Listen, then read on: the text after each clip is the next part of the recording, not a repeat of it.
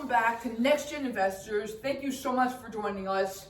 He's Buffett, but we don't care about him. He's an idiot. I'm Warren. Let's get into it. Last week, my stock pick was either to sell oil, Says the man who doesn't know how to articulate his to words. buy oil or to sell all your stocks. And if you were to sell all your stocks, then you would have not lost money, you just wouldn't have gained a little bit of money. Also, with the oil, it went up a little bit, but I think that the war is going to come to an end soon, so it would be a great time to sell now or hold out for this week. So my pick was Adobe. So honestly, I'll admit, I don't think I was necessarily wrong. The stock did fall 10%. Because I thought it'd be a great buy because they had their earnings this week, and the earnings were actually good. I looked it over. They beat on revenue, beat on earnings. Guidance was okay, but not enough to really make the stock go down. The real reason the stock sold off 7% today is that the CEO announced he's stepping down. This has been the CEO for around 20 years, so this is big That's news. Huge news. That is pretty big news, but I still think it's a great buy as he just reported a reacceleration in revenue growth. Let's get into last week's market news. The main thing that was going on, the continuation of the Israel-US-Iran war. And this is especially important as the Strait of, I think it's Hormuz. Hormuz. This is the one blocked. that said he doesn't know why oil went up 40%. Okay, so yeah, that definitely has major implications for the market as around 20% of the world's oil Goes goes from past that. the Strait of Hormuz. The U.S. Says they're trying to work on it, but we don't actually know if that's true. Yeah, what could they really do? They're gonna try defend ships, but we'll see how that goes. So oil still has been elevated. It is down from the peak where it was at 120. It's at about 95 a barrel now. The other thing that happened this past week was CPI came in expected, 2.4% year over year. Pretty cool inflation, honestly, and markets responded well to that. So let's get into what's happening this upcoming week in the market. So one thing that's definitely the spotlight of this week is going to be the Fed meeting. And I saw a thing on the traders are pricing in 99% that they hold rates. So that's not really where we're looking for something, but I think most people are looking at what's the commentary looking like from the Fed speakers. I think Jerome Powell is having a press conference this week, and they really want to know his outlook on the economy, jobs, inflation, etc. And just a little bit more on that, people really do take into account what these people have to say. So what they say has a big impact on the market and can definitely sway different industries. Now let's jump into earnings. There's three major stocks that are reporting earnings: FedEx, Nike, and Micron.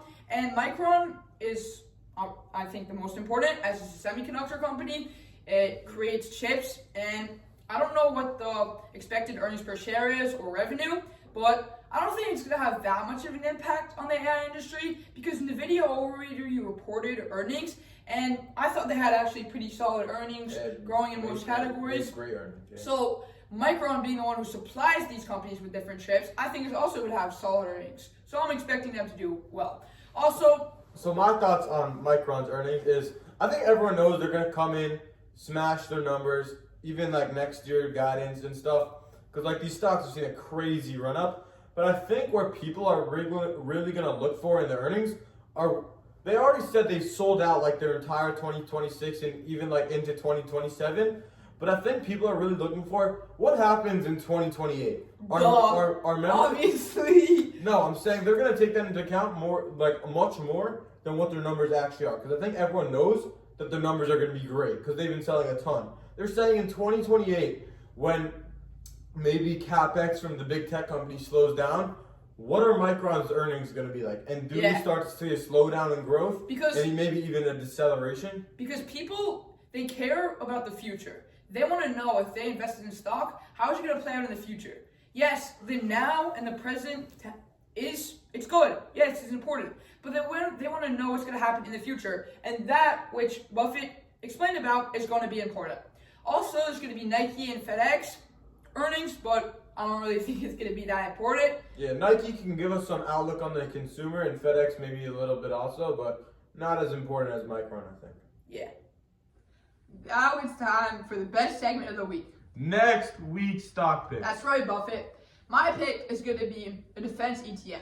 The ticker symbol is SIXG. And that's going to be important because as the war is either starting to die down or even accelerate further, this ETF will come in handy as the more wars that are fought and the more battles in global world wars, then the ETF will go up. Also, I think this is important because I read somewhere that Iran might attack California. Yeah, that's true. So they were threatened like them put with on a drone. notice. Yeah, they were put on notice. And if Iran attacks US, this will make this ETF go ballistic.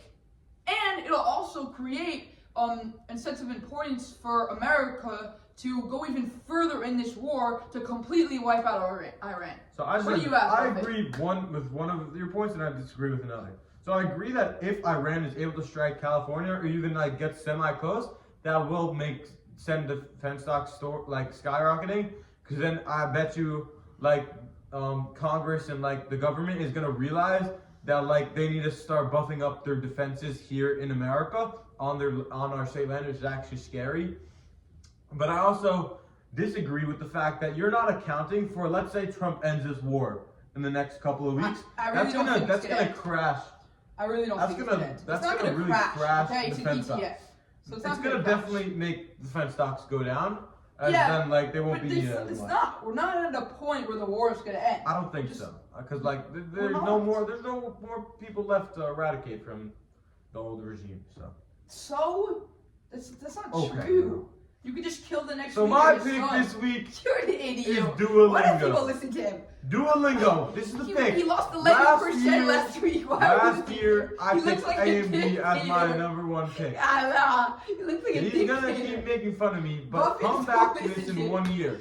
Last year, I picked AMD as my number one pick, and that over doubled. Okay, so you're gonna want to listen to me right here. He was down like 50%. And then I went up 100%. Would you want the emotions of talking, being bro. down 50%? Keep talking, okay? Seriously. So the day to my day, you pick, lost half your this money. is the Do you want to overall live with pick. that? I'm choosing this as Buffett's 2026 pick, okay? Duolingo stock. It's under $100 right now. This is a massive opportunity. Just They because the stock's below 100 doesn't make it a massive opportunity. I'm telling you, this is a massive opportunity. There's an EV of less than $4 billion, generating over $1 billion in revenue every single year. They're trading at dirt multiples. It's actually sad, and I definitely think this is a huge opportunity for the future. Thank you so much for joining us. I'm Warren. Next Gen Investing.